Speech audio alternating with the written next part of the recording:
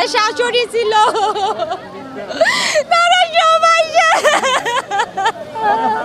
ছেলে আর আমার ভাগ্নি, ওরা দুজন আসার ভিতরে 5 জন। আমার একটা বাচ্চা, একটা মেয়ে আর একটা ছেলে, আর আমার 2 বোন আর আমার বিয়ে, ওনারা সবাই শেষ। আগাতি বাসে হাইড্রোলিক ব্রেক মারি বামে গাড়ি চলে গেছে, ফ্যাপিটার হচ্ছে এটা পড়ছে আর আমি এখান থেকে এই বিল্ডিংয়ে আমি কাজ করি আর কি।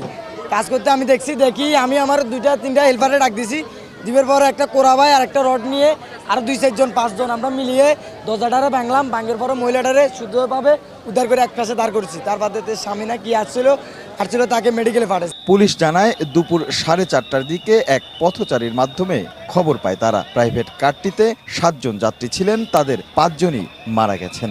এই গাড়িতে মোট ছিল 6 জন, 2 জনকে উদ্ধার করেছি আর 3 জনকে দেখা যাচ্ছে ডেড বডির আংশিক দেখা যাচ্ছে।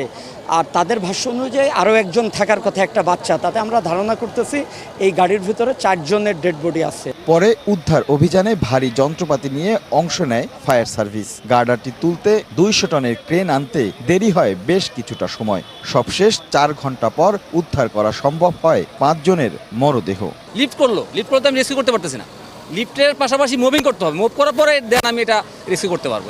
যে ক্রেনটি দিয়ে গার্ডারটি তোলা হচ্ছিল তার ধারণ ক্ষমতা কম ছিল বলেও জানায় এমআরটি প্রকল্পের কর্মকর্তা ও ফায়ার সার্ভিস। একটা গার্ডার ওজন মিনিমাম 40 টন। আমাদের এই সেগমেন্টগুলো 40 টন ওজন, আমাদের মেট্রোতেই 40 টন ওজনের। আমরা 40 টন ওজনের একটা সেগমেন্ট শিপমেন্ট করতে আমরা 100 টন কিংবা তার বেশি টন ক্যাপাসিটির আমরা ক্রেন ইউজ করছি। এদিকে ঘটনাস্থল পরিদর্শন করে মন্ত্রণালয়ের 5 সদস্যের তদন্ত কমিটি। জানায় তদন্তে যাদের গাফিলতির প্রমাণ মিলবে তাদের ছাড় দেয়া হবে না। সহানুভূতি জানানোর ভাষাও হারিয়ে ফেলছে যে এত কষ্টকর একটা ঘটনা।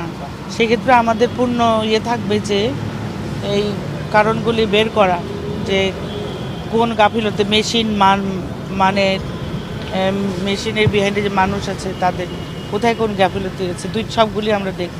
এর আগে চলতি বছরের 15ই জুলাই গাজীপুরে একই প্রকল্পের লাঞ্চিং গার্ডার চাপায় এক নিরাপত্তা রক্ষী নিহত হন।